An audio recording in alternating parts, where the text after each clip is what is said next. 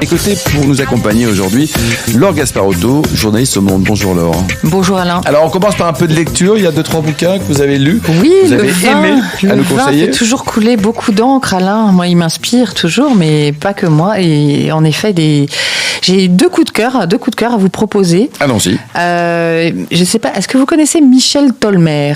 Michel Tolmer, dont on voit beaucoup les dessins sur des affiches de dégustation de vin, qui illustrent des livres sur le vin, et D'accord. lui-même a créé des personnages qui s'appellent 3 dégustateurs, Mimi, Fifi et Glouglou. Et là, il vient de sortir... 3 petits cochons, mais alors version sauce à vin. Exactement. Bacchus, et là, il vient de sortir son 4e volume. Oui. Et ce sont des planches de BD.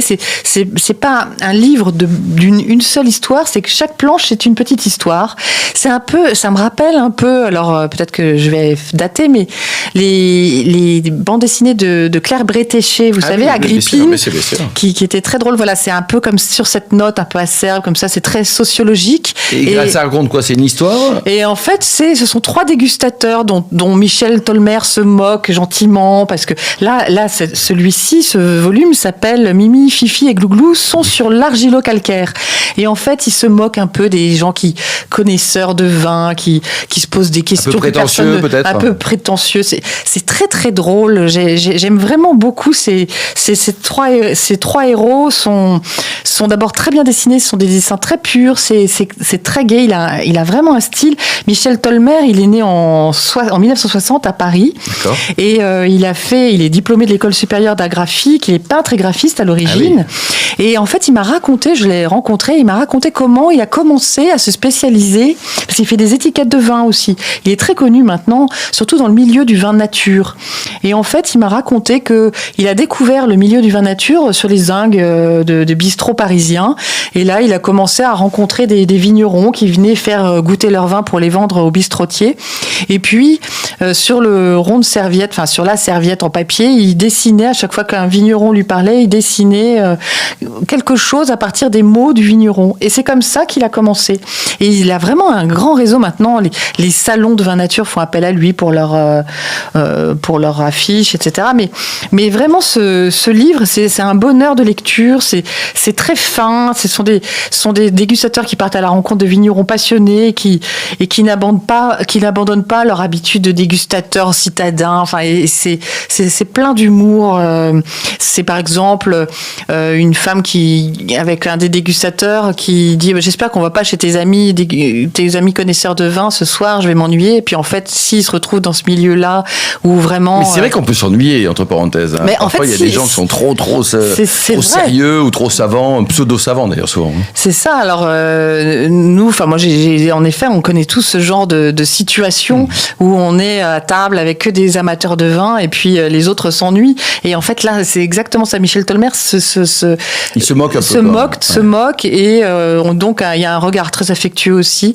Se moque et en même temps, pour celui qui ne connaît pas le vin, on peut apprendre des choses. Donc là, on est sur l'argilo-calcaire, mais il explique pourquoi c'est salin, pourquoi c'est tendu. Enfin, donc malgré tout, on peut apprendre. On apprend un vocabulaire, tout en se moquant du vocabulaire, on peut l'apprendre aussi. Enfin, c'est assez tendre et divertissant. C'est édité chez qui? Ça coûte combien? Alors, c'est édité aux éditions de l'Épure et ça coûte 24 €. Ça a été publié, édité là à la fin de l'année 2025. Ouais. Donc c'est un super cadeau pour la Saint-Valentin parce que c'est dans une semaine. Exactement. C'est un très très joli cadeau avec du beau papier. C'est très sensuel comme livre. Je le recommande vraiment. Deuxième coup de cœur, Laure. Alors le deuxième coup de cœur, c'est Sans images. C'est un livre écrit par Jérôme Baudouin que vous connaissez peut-être, Alain, puisqu'il est le rédacteur en chef de la Revue du Vin de France depuis 1999. Mais en fait, Jérôme Baudouin, avant d'être journaliste spécialiste dans le vin, a été un peu aventurier, a été journaliste pluriculturel et il raconte aussi, ça s'appelle donc Le vin et la vie. Et ce que j'aime, c'est qu'il incarne les connaissances du vin. C'est très personnel. Il parcourt la France et le monde et rapporte, là c'est assez gros, hein, c'est 320 pages, c'est aux éditions du Cherche Midi. Et c'est vraiment, ça se lit comme un roman. C'est Jérôme Baudouin qui raconte ses aventures, ses rencontres sur le terrain, mais avec ce regard sociologique aussi. Ce sont des témoignages très précieux de producteurs. Il rencontre des vignerons français. Il rencontre des vignerons français. Ça, c'est l'histoire vraie, hein, c'est un témoignage. C'est l'histoire vraie, voilà. C'est vraiment un journaliste spécialisé dans l'histoire du vin qui va à la rencontre depuis maintenant plus de 20 ans. Et grâce à lui aussi, on a toute l'histoire du vin de ces dernières années. Toute l'évolution des goûts, des modes. Il y a des réflexions sur ceux qui ne changent. Ça s'adresse vraiment aux néophytes comme aux connaisseurs. Qu'est-ce qu'il y a eu comme mode sur les 10 dernières années? Qu'est-ce qu'il y a comme éléments nouveaux qu'on peut trouver dans le livre, par exemple? Par exemple, c'est toute la mode des vins boisés. Comment on est... Parce que ça, il y a eu cette mode dans les années 90 et maintenant, même avant, et même avant. Mais donc, il y a toute cette réflexion de comment on élève des vins aujourd'hui dans d'autres contenants. Il y a eu cette mode-là. Alors, ça s'appelle comment donc? Ça s'appelle Le vin et la vie. Oui. Et c'est aux éditions du Cherche Midi. Ça coûte 21,50 €. C'est un gros livre, hein. On s'ennuie pas du tout. On suit Jérôme. C'est très tendre aussi. Et il a des réflexions très personnelles. Et vraiment, c'est aussi bien. Il part en Californie, il part en voyage. On part en voyage avec lui grâce au vin. Bravo Jérôme. Et alors, si je vous dis, Laure, Le vin un peu beaucoup passionnément aux éditions du Robert, ça vous parle ou pas? Parce que ça, c'est votre livre. Voilà. C'est aussi une invitation au voyage? Alors, en fait, les éditions du Robert, qui éditent le Petit Robert, hein, le dictionnaire, et en fait, les éditions du Petit Robert, évidemment, se renouvellent et viennent de lancer une collection, là, en 2025, qui s'appelle Un peu beaucoup passionnément. Oui. Et il y a 2 livres qui sont sortis concomitamment, c'est-à-dire sur la chanson française, Un peu beaucoup passionnément, écrit par des experts, et moi, on m'a demandé le vin. Et le principe de cette collection, c'est de raconter en 30 jours 30 dates qui ont changé le monde du vin. Et alors, c'est assez amusant parce que jamais ça avait été fait. Donc, c'est la raison pour laquelle j'ai accepté, Alain.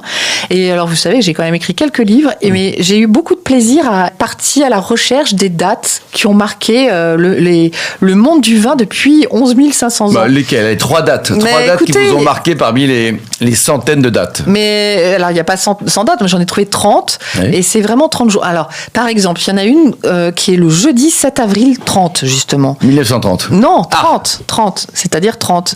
Alors, on pense que le Christ est mort en 33, mais en fait, parce qu'il avait 33 ans, mais en fait, c'était 30. Les historiens savent que c'était 30. Alors, jeudi 7 avril 30, c'est le jeudi saint, le jeudi qui précède le vendredi de la Passion. D'accord. Donc, c'est le soir où le Christ réunit ses apôtres et donc fait ce geste de prendre la coupe de vin et de dire « Ceci est mon sang, buvez-en tout, ceci est mon sang ». Donc, c'est le premier jour de la transsubstantiation, c'est-à-dire où le vin devient le sang du Christ. Et donc, ce jour est vraiment écrit noir sur blanc et c'est un geste répété. Donc, il y a vraiment un avant et un après cette date. Allez, une deuxième date quand même, Laure. Par exemple, je suis allée à la recherche de la date. Par exemple, je voulais raconter le phylloxéra. Oui. Mais alors, il y a eu un jour très précis que je n'ai plus en tête là, mais il y a eu vraiment un jour très précis où les vignerons ont fait appel à des chercheurs de Montpellier pour les appeler. C'était dans le Vaucluse. Et donc, le chercheur de Montpellier a eu l'idée dans la vigne, enfin, tout le monde observait, mais pourquoi? Porte-greffe? Pourquoi? Non, il n'y avait pas encore porte-greffe, puisque c'était là. Il a eu l'idée de quoi alors? On ne savait pas, il y avait une dégradation du vignoble, une mortalité, et il a eu l'idée de prendre un cep et de regarder la racine. D'accord. Et c'est le premier jour où on a découvert l'insecte qui n'avait pas de nom. La découverte de l'insecte, oui, c'était pas la solution. La découverte de l'insecte. Parce que l'insecte qui s'est appelé le phylloxéra quelques jours plus tard grâce à ces chercheurs qui sont allés chercher dans un lexique grec. Mais en fait, c'est le jour où on a découvert le phylloxéra. Allez, les 30 dates qui ont marqué le vin depuis. La première séquence, c'est 032, c'est ça? Alors non, mais en fait, la première date, figurez-vous, je l'ai laissée en février 2023, parce que c'est en février 2023 qu'une recherche internationale, grâce à des génomes de 500, plus de 500 cépages, ont daté la naissance du vignoble à 11 500 ans. À ne pas louper, donc le vin un peu, beaucoup passionnément, édition éditions de Robert, signé Laure Gasparotto, et on parlera une prochaine fois de votre deuxième livre, Quand l'Orient a inventé le vin, aux éditions Grasset. Merci en tout cas Laure pour ces bonnes lectures à offrir massivement pour la Saint-Valentin. On se retrouve dans un instant avec le Vino Quiz pour gagner les très jolis cadeaux en jouant sur unevinoradio.tv.